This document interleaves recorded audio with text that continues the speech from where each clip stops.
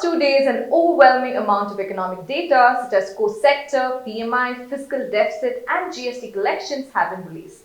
Let's discuss this. After a 2-month drop, core sector growth seems to be on track now.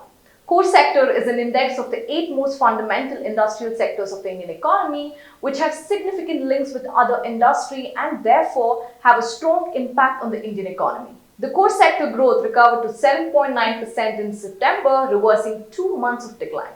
But the rise in the growth number also appears to be largely on account of a low base of the previous year, that is September 2021.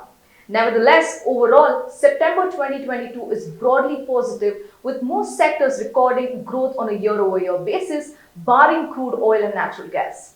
Moreover, core sector output for the first fiscal of this year expanded by 9.5% as compared to the pre-pandemic period of fiscal year 20. Meanwhile, the S&P Global India PMI number, which signals the direction of activity in the manufacturing industry, rose to 55.3 points in October from a 3-month low of 55.1 points in September. Now, this clearly indicates an expansion in factory orders and resilient demand in the face of global headwinds. In the face of persistent global challenges, India's economic activity as measured by core sector output and PMI number have fared quite well. However, going forward, the economic recovery in the country faces headwinds such as a looming global slowdown, quick monetary tightening, and the continued economic impact of the Russia-Ukraine war.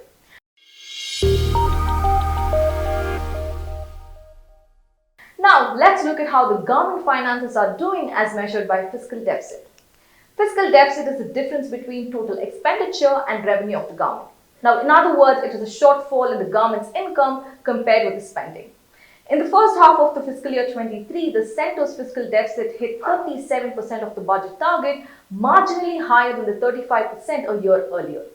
Now, despite capital spending rising and higher subsidy outlays, the centre's finances is in a comfortable situation, supported by strong tax revenues and non-tax revenues crossing 50% of the budgeted estimate in just the first half of this year.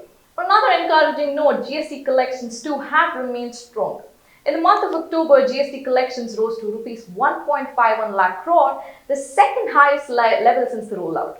Now, record GST collections reflect the strength of the underlying economic factors, demonstrating an improvement in economic activity in the country. Now, broadly speaking, so far the government's finances seem to be on order. Given the current macroeconomic headwinds, however, the government might face difficulties in managing its expenditure side. Now, but we believe that the government will be able to sustain any higher than expected subsidy outlays and rising capital spending on the back of strong revenue receipts.